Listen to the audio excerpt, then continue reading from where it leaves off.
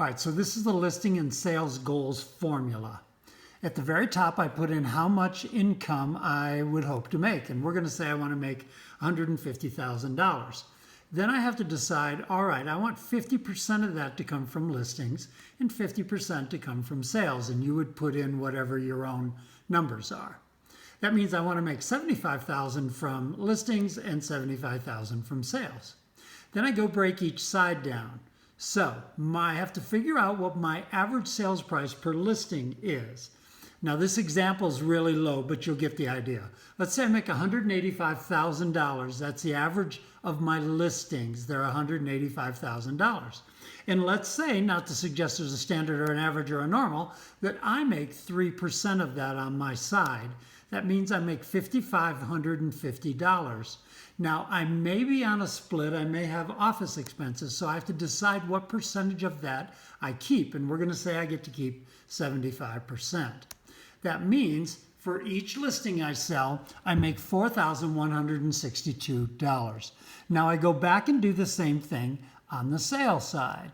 Let's say I make $165,000 when I bring a buyer. By the way, your buyer side is usually lower than your list side because it's just the way it works. And let's say that I make 3% on that. That becomes $49.50. If I get 75% of that, it means I'm clearing $3,712.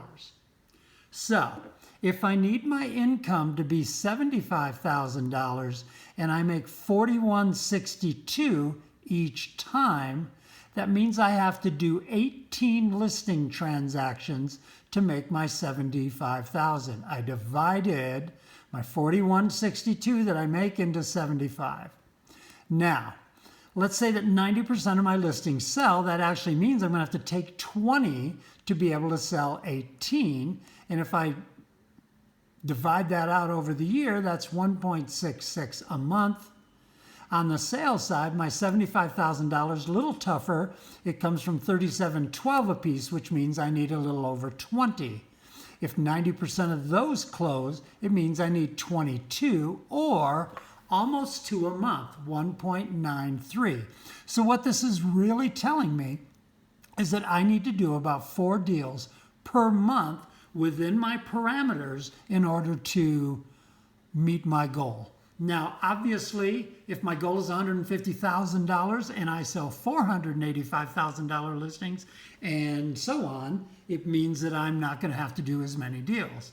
It also means that at some point, I may go on a higher split. In some companies, when you've reached a certain production, you go on, say, a 90% instead of a 75. I don't take that into consideration. I also don't take into consideration if I happen to just be having a better year. I don't, I could get 100% of my listings sold. I don't worry about that. Anything else that comes up, or maybe I have a higher sales price per listing or a higher sales price per sale. I don't worry about those because that just becomes gravy. That's just extra. And so I'm fine with extra.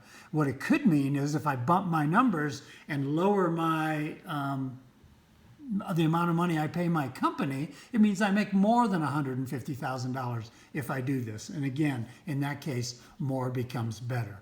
So that's the story of the listing and sales goals formula sheet. You got it.